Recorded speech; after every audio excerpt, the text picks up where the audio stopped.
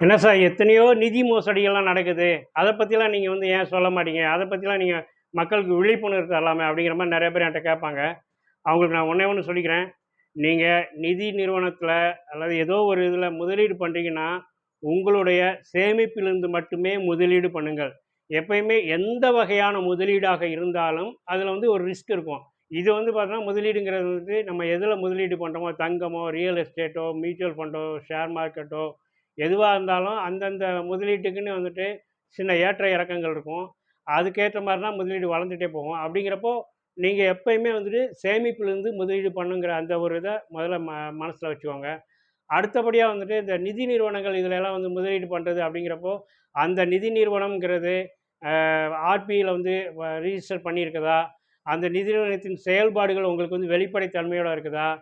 அவங்க தொடர்ச்சியான எவ்வளோ நாளா அத செயல்படுத்திட்டு வராங்க? அத பத்தி எல்லாத்தையும் நீங்க டீட்டெயிலா கலெக்ட் பண்ணி, அது உண்மையிலேயே ஒரிஜினலான நிதி நிறுவனம். அவங்களுக்கு இந்த இந்த மாரிலாம் சோர்ஸ் இருக்குது.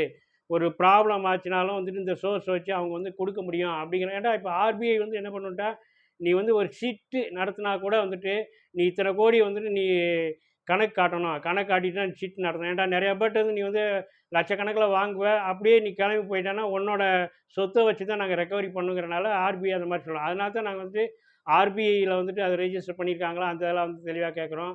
இன்னொன்னு எப்பயுமே ஒருத்தன் இன்வெஸ்ட்மெண்ட் உங்ககிட்ட வாங்குறதுக்காக கவர்ச்சிகரமா அதிக வட்டி தரேன். அதில நீங்க உங்களுக்கு ஒரு ப்ராசஸிங் ஃபீ இத மட்டும் நீங்க பண்ணுங்க. அப்படி இப்படின்னு கேட்குறான்னா, நீங்க உடனே அலர்ட் ஆயிடணும்.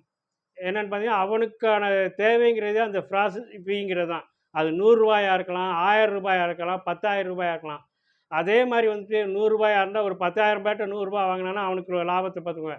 ஒரு ரூ. 1000ன்னு வச்சுக்கோங்க. அதே மாரி ஒரு 10,000 பேர்ட்ட ரூ. 1000 கலெக்ட் பண்ணான்னா, அவனோட லாபம் பார்த்துக்கோங்க கோடிக்கணக்கில இருக்கும். இந்த மாரி தான் நிதி நிறுவனத்த வச்சு மோசடிகள்லாம் நடக்குது. அதனால நீங்க நிதி நிறுவனத்தில ஒரு இன்வெஸ்ட்மென்ட் பண்றப்ப, ஒண்ணு நீங்க சேமிப்புலேருந்து இன்வெஸ்ட் பண்றப்ப, அந்த பணம் தொலைஞ்சாலும் உங்களுக்கு எதிர்காலத்தில பெருசா பாதிப்பு இருக்காது. இன்னொன்னு நீங்க இந்த கடன் வாங்கி பண்றப்ப அதில தான் பெரிய சிக்கல்ல மாட்டி தற்கொலை வரைக்கும் போயிர்றாங்க, தவறு நடக்கும்போது.